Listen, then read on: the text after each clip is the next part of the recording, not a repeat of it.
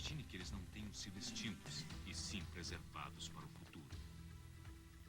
Vejam os dinossauros do mundo moderno.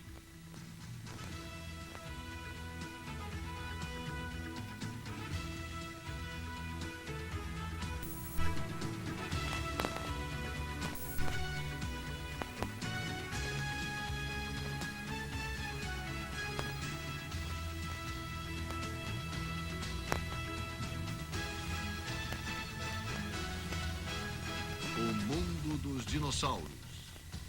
Dinossauros no ar. Há 170 milhões de anos, havia uma lagoa nesta planície do Wyoming. O tempo bebeu sua água e ela secou. Que segredos se escondem aqui? Larry Martin, da Universidade do Kansas, veio até aqui atrás desses segredos. Ele acredita que escondido nesta lagoa está aquilo que procura há quase uma década. O fóssil de uma antiga ave. O que ele descobrir poderá desvendar um mistério que vem dividindo paleontólogos há mais de um século.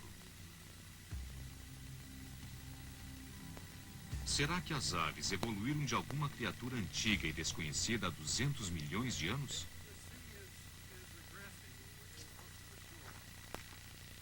Ou será que a verdade é ainda mais fantástica? Será que elas têm uma relação com os dinossauros? Acho que ninguém tem provas concretas que comprovem que as aves vieram dos dinossauros. As aves evoluíram dos répteis separadamente dos dinossauros. Elas têm sua própria linhagem. A prova está em algum fóssil. Estes leitos de calcário são uma biblioteca natural.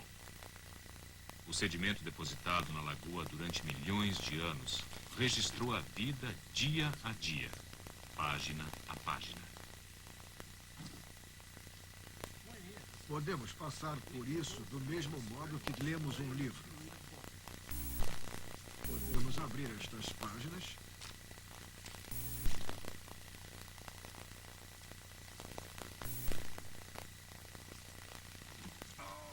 Talvez recuperar um capítulo assim.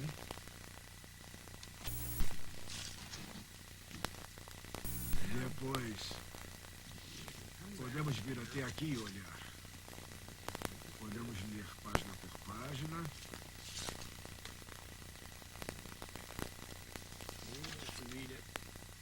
Como se fosse um livro. Nesta página encontramos muitos insetos de praia. Um ali, outro aqui e mais um aqui. Alguns ali e há um montão aqui. É isto que é tão bom neste local. Estamos encontrando muitos desses insetos. E isso é ótimo porque me diz que estou muito próximo à praia. E se eu estiver próximo à praia, talvez encontre a minha ave. Para Larry Martin, isto é um jogo do acaso. Mas esta história começou com um acaso. Em 1877, trabalhadores de uma pedreira de calcário alemã encontraram uma criatura presa no tempo. Embora o fóssil tivesse 150 milhões de anos, os detalhes eram surpreendentes. Tinha uma cauda longa e óssea. Uma boca como uma ave, com dentes como um réptil e garras na ponta do que parecia ser uma asa. Mas o que mais surpreendeu os cientistas foi a impressão clara das penas.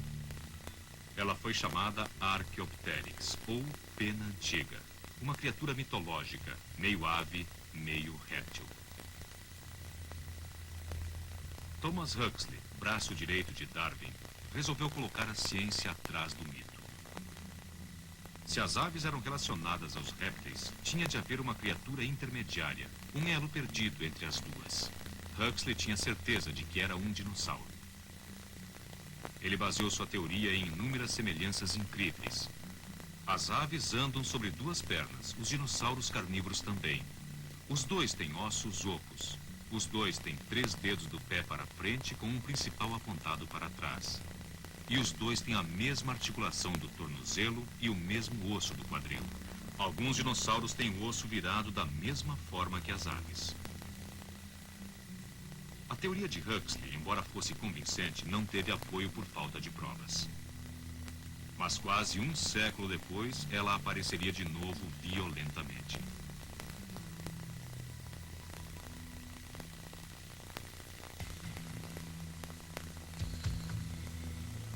Deinonychus. O nome significa garra terrível. 1,5 metro de altura e 3,60 metros de comprimento. Veloz e impiedoso. Ele matava como um kickboxer com uma navalha. Descoberto em 1970 pelo paleontólogo John Ostrom, da Universidade de Yale, o seu potencial para matar era óbvio, mas a sua anatomia era ainda mais surpreendente. Durante uma viagem a Amsterdã, Ostrom pôde examinar um dos raros exemplos do Archaeopteryx. O que ele viu foi uma semelhança visível ao Deinonychus. Os dedos e as garras do Deinonychus e do Archaeopteryx eram praticamente idênticos, com exceção do tamanho. A comunidade científica ficou abalada com as provas.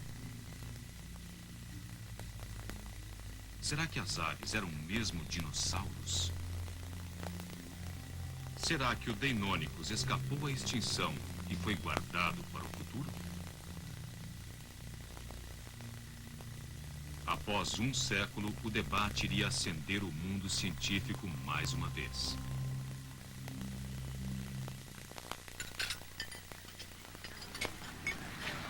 Se você não pode ter uma farmácia em casa, tenha perto. Se as aves são dinossauros, então as provas estão à nossa volta. Para o paleontólogo Bob Baker, do Museu Geológico da Universidade do Wyoming, as aves formam uma ligação viva com o passado. Podemos ver aqui a cabeça e o pescoço de um dinossauro fazendo uma curva e se movendo.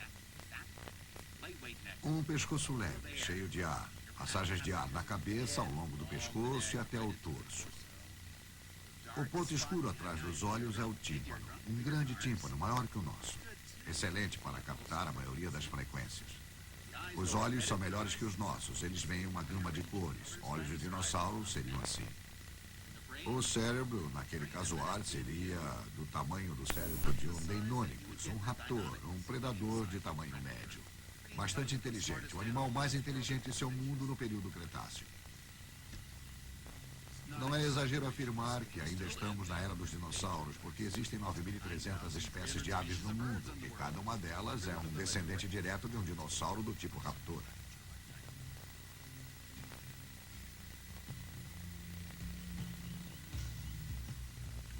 Para Baker, a árvore genealógica das aves não é mistério.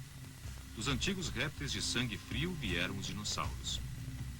A seguir vieram os raptores bípedes velozes.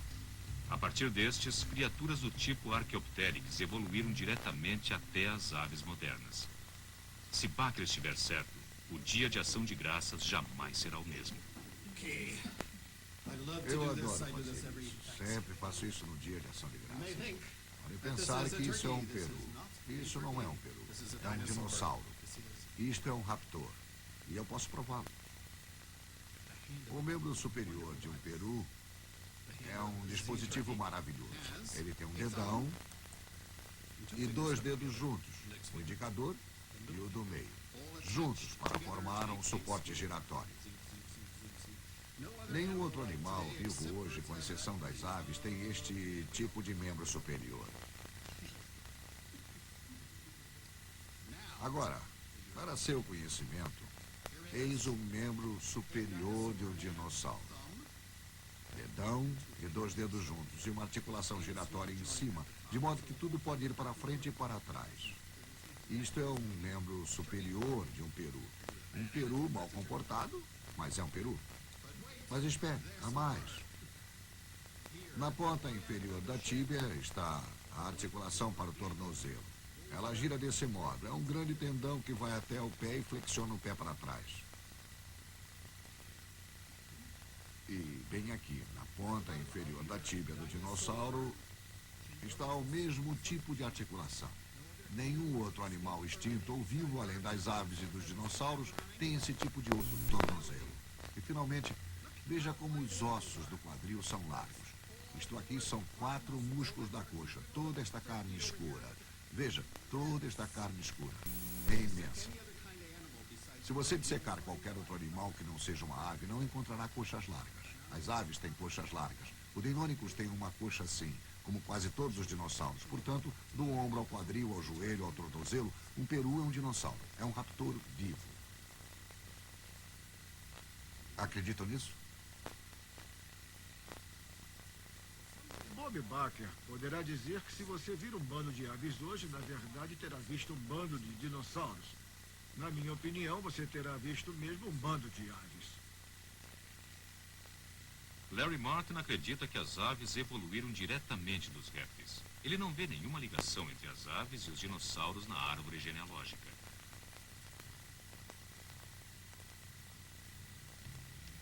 Para ele, o tempo é tudo. Ele aponta um erro na teoria de Baker. Uma única e irrefutável informação. As datas estão erradas. Um dos maiores problemas da hipótese dos dinossauros é que os dinossauros com os quais comparam o Archaeopteryx, como por exemplo o Deinonychus, são todos mais jovens que o Archaeopteryx. Então é muito difícil ser mais jovem que seus avós. O Archaeopteryx tem 150 milhões de anos. O raptor mais antigo encontrado é 50 milhões de anos mais recente. A não ser que um raptor mais antigo seja descoberto, a teoria não tem fundamento. Toda prova é vital. Os fósseis são raros. Em 1984, as esperanças de Martin foram aumentadas por uma descoberta surpreendente. Na pequena cidade de Pulse, Texas, 7 fósseis de ossos foram desenterrados. A criatura foi chamada Proto-Aves, ou ave primitiva. A Proto-Aves é uma excelente prova para a minha tese. Ela tem um tipo especial de articulação para a mandíbula, encontrada somente em aves. Se isto está sendo interpretado corretamente, acho que podemos afirmar que é, de fato, uma ave. A questão crucial aqui é a idade da Proto-Aves. Ela viveu há 225 milhões de anos, antes dos verdadeiros dinossauros existirem. A Proto-Aves defende a teoria de Martin se ele conseguir provar que ela é uma ave. Infelizmente, nenhuma pena foi encontrada. Sem as penas, a Proto-Aves ainda é uma questão polêmica. E Martin ainda enfrenta a tarefa desanimadora de encontrar uma criatura que dominava o ar muito antes dos dinossauros reinarem sobre a Terra.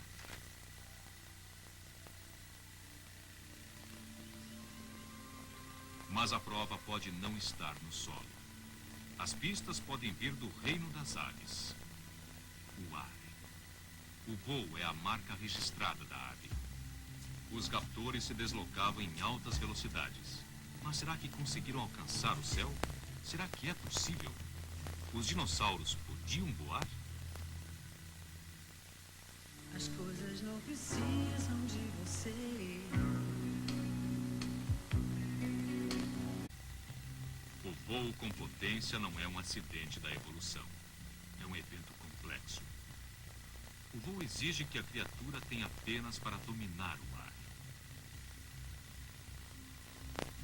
Mas antes, essas penas têm de poder ser aerotransportadoras.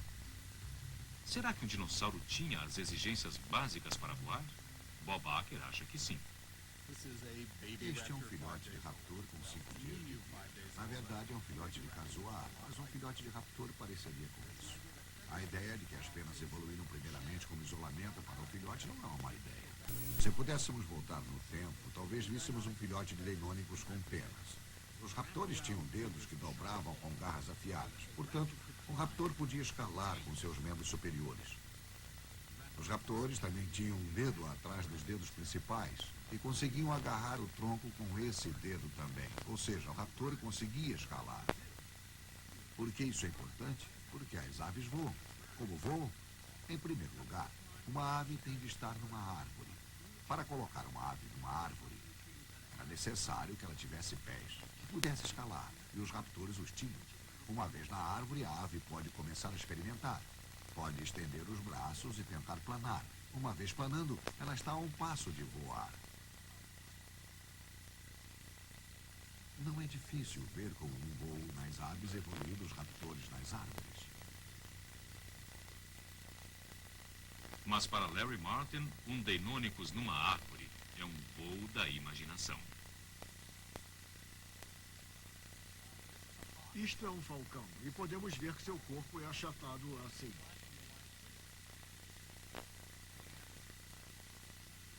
E se olharmos os seus pés, veremos que tem estas duas garras longas e curvas. E esta garra aqui, este dedo, está virado para o lado oposto aos outros.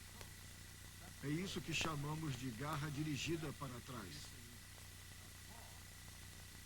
Sei que o Dr. Baker sugeriu que talvez alguns dinossauros fossem assim, e que talvez até mesmo um dinossauro como o Deinonychus pudesse escalar árvores e empoleirar-se sobre seus membros inferiores.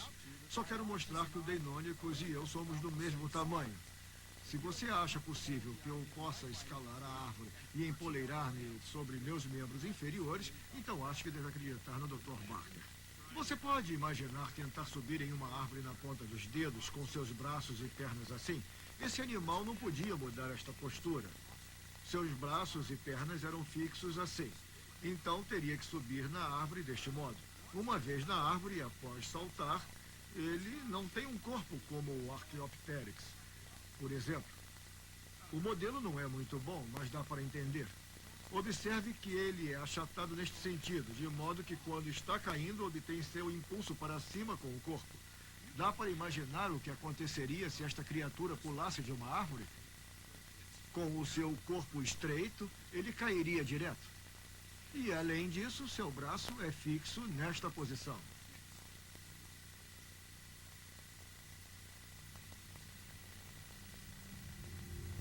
As aves têm uma estrutura diferente.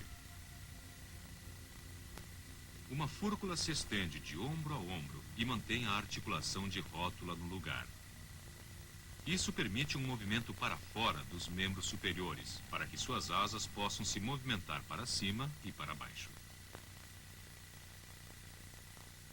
Ossos fixos, ideias fixas. Presos em lados opostos, Baker e Martin continuam sua busca. Um atrás de um antigo raptor. O outro atrás de uma ave antiga. Embora suas teorias sejam divergentes, os dois defendem um ponto fundamental da evolução. Na raiz da árvore genealógica encontra-se um ancestral comum e inegável. O Bob Baker e eu concordamos em algumas coisas. Concordamos em que a genealogia das aves deve ser procurada no grande grupo de répteis, chamados arcossauros. Concordamos em que as aves derivam de algo que a maioria de nós chamaria de réptil. Uma velha suposição, mas até isto está sendo contestado por uma nova tecnologia. O debate do dino-ave está entrando no século XXI. A Trafalgar Square, em Londres, é um ponto de encontro para alimentar aves. Ou dinossauros, dependendo de em quem se acredita. Para Brian Garner, do King's College, não há dúvida de que estes são antigos raptores. 100 milhões de anos depois, e nada os afasta do alimento.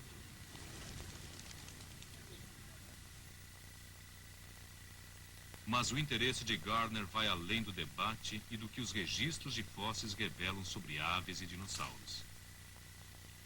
Ele usa o estudo do DNA para ver se eles têm, de fato, parentesco com os répteis. Para descobrir quem tem parentesco com quem, ele comparou amostras de DNA de aves, répteis e mais uma criatura de sangue quente, um mamífero. Os resultados foram surpreendentes. Se os dinossauros e as aves evoluíram dos répteis há 270 milhões de anos, deveríamos encontrar uma grande semelhança entre o DNA de aves e répteis. Mas isto não acontece.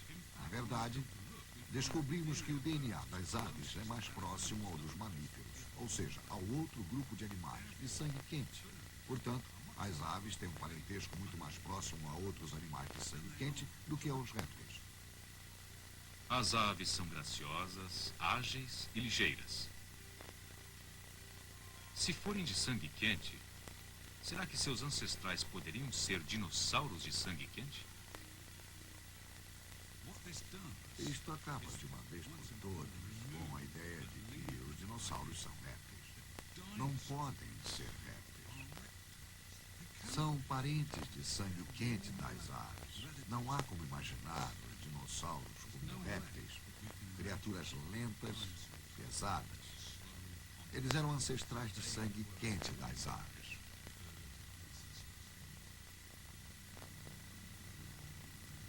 Ou será que não? Talvez a prova esteja escondida no fóssil mais irreal de todos.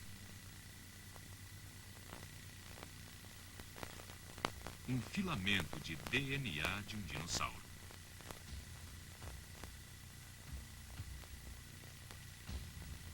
Até que a ficção científica se torne realidade, não haverá fim para o debate sobre os dinossauros no ar.